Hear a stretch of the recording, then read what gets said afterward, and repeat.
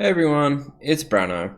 I recently watched a video from the Indie Game Clinic, which was, doing a review on a indie game that's sort of a RPG Maker art style action RPG horde, something like that.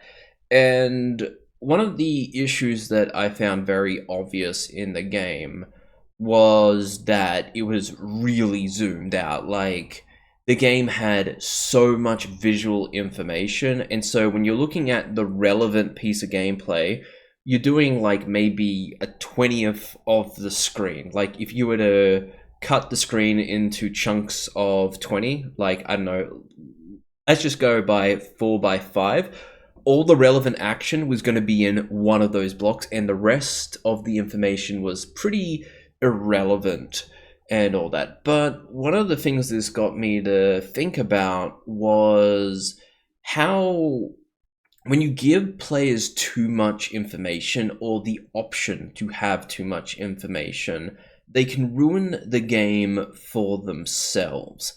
And one of the things that I remembered playing World of Warcraft was the ability to zoom your camera in and out.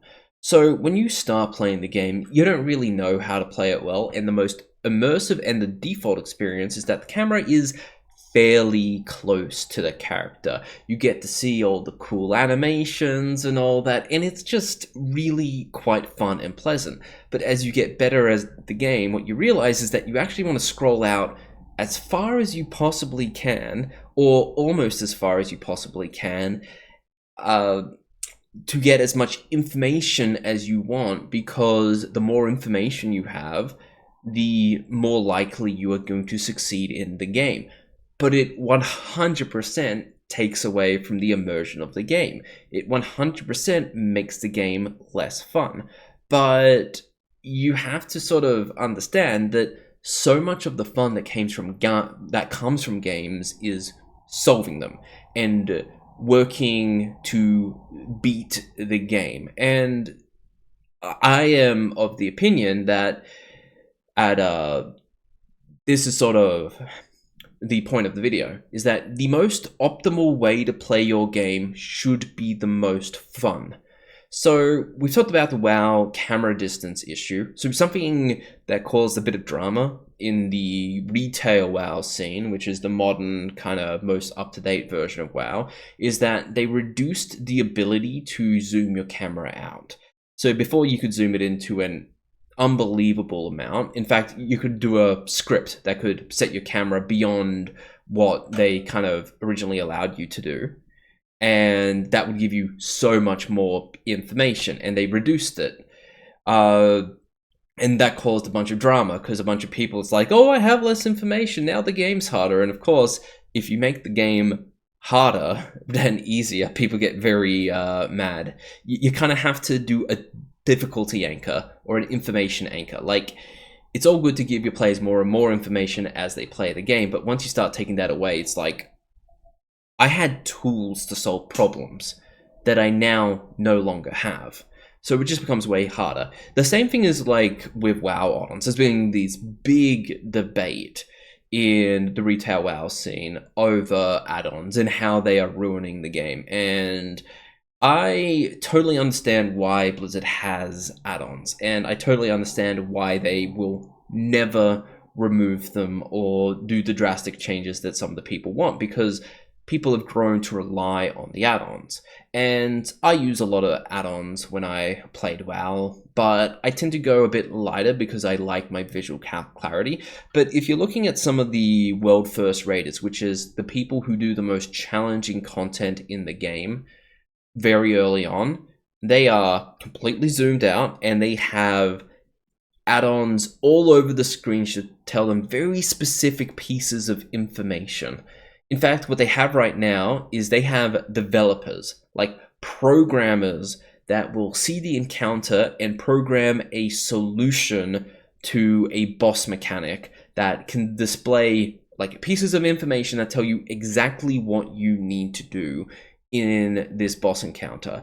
So this kind of creates this arm race between the developers and the players, as the more powerful add-ons get, the harder the game has to be to provide challenge for these players. And I can't really blame the players for this. Like, so much of the incentive of these games is to win.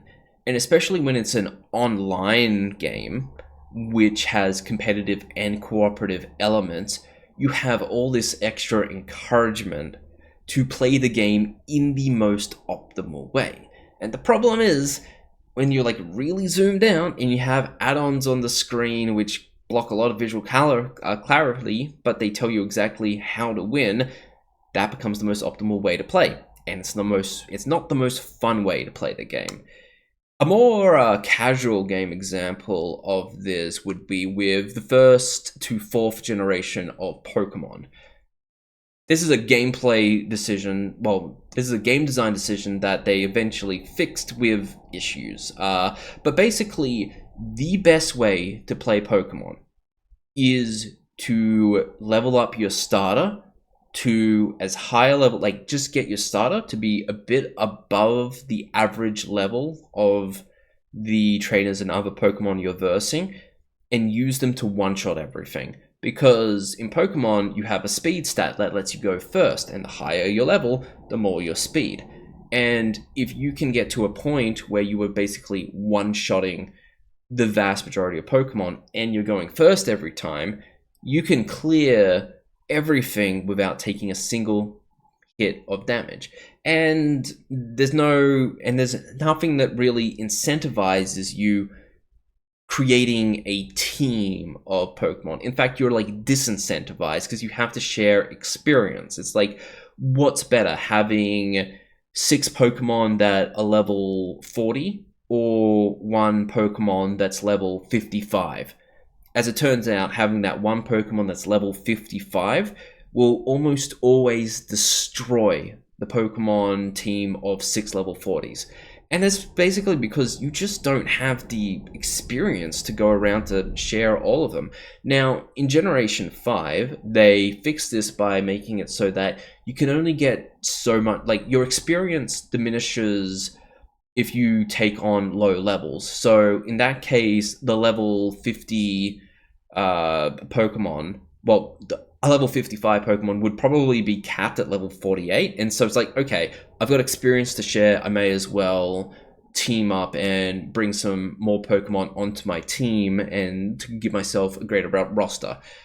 That's going to actually encourage people to play within the RPG mechanics of being able to really customize your team of monsters that can best deal with a situation. Like, you're actually getting to engage with the base mechanics of the game.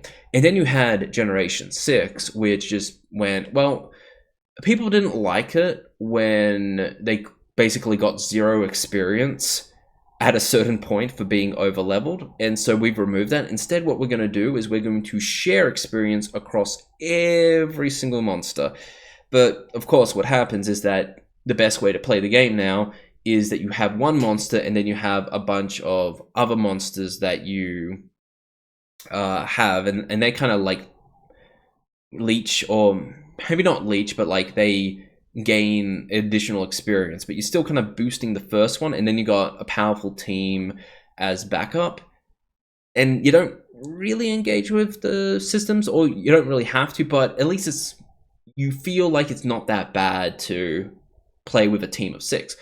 Only problem, of course, is that the balancing of the game goes from easy to trivial past the second gym.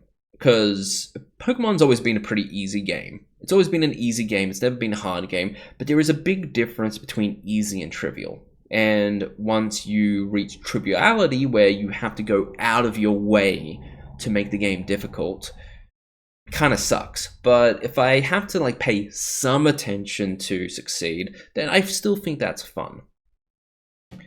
Another example of optimal ways to play not always being the most fun is with the Skyrim fast travel.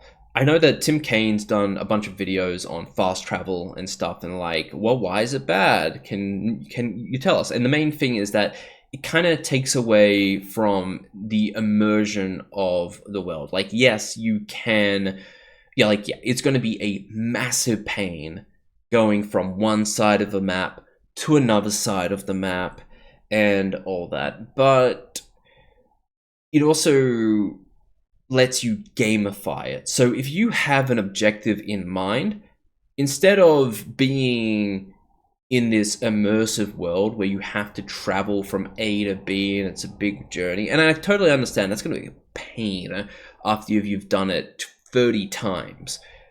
But you have this horse carriage system where you go to a town, you use the horse carriage system, and they take you to the place that you want. And like when you have fast travel, why would you ever use this system? So I think like the problem with like this fast travel system is that you basically just gamify what is meant to be an immersive world. Everything starts becoming objectives on a map that you don't really care about, and it takes away from it. I think that the horse carriage system was really a perfectly valid system to solve the issue. Maybe you needed to add more horse carriages. Maybe, like, there's a couple of different ways you could do it. But I think in general, the most optimal way to play Skyrim in that point stops being fun because, yeah, you're no longer kind of like working with what makes the game good. You're just working with gamifying the system mechanics to your highest advantage. And I know that when I started to play Skyrim in a dumb way, I had a lot more fun. But when I tried to play Skyrim in a smart way, I was bored out of my mind. Because, yeah, like, overcoming challenges and mastering the game systems is a fun, and it's what I'm drawn to in video games. So if a game doesn't have that, or if a game has that and the way of doing that like actively works against what makes the game fun, I think you have a problem. Because yeah, like if you provide tools that nullify certain aspects of a game, I don't always think that's a particularly good thing. The friction is quite often what makes a game enjoyable or not. But, you know, an example, I'll give a positive example of where I think the most optimal way to play is the most fun. So in System Shock 2, you have a lot of different RPG pathways, and the game has not fleshed out the vast majority of them. The vast majority of the game is not fleshed out of being a well-balanced RPG. And the best way to play the game is to be a gunman with hacking skills. And that also ends up being the most fun. It's got the most ways to creatively solve problems and all that, and it's also straightforward enough for people to understand the rest of the game as you play through it. I think that's a good example of how the optimal way to play the game ended up being the most fun. Maybe it was accidental, who really knows, but in general, you want to create your experience as... It's good to provide options, it's good to allow for some accessibility, and it's good for people to make maybe choices that don't necessarily align with how you intended the game to be played. But I really think that you should always aim for the most optimal way of playing your game to be the most fun. So that's just all I wanted to say about this. Have a good rest of your day.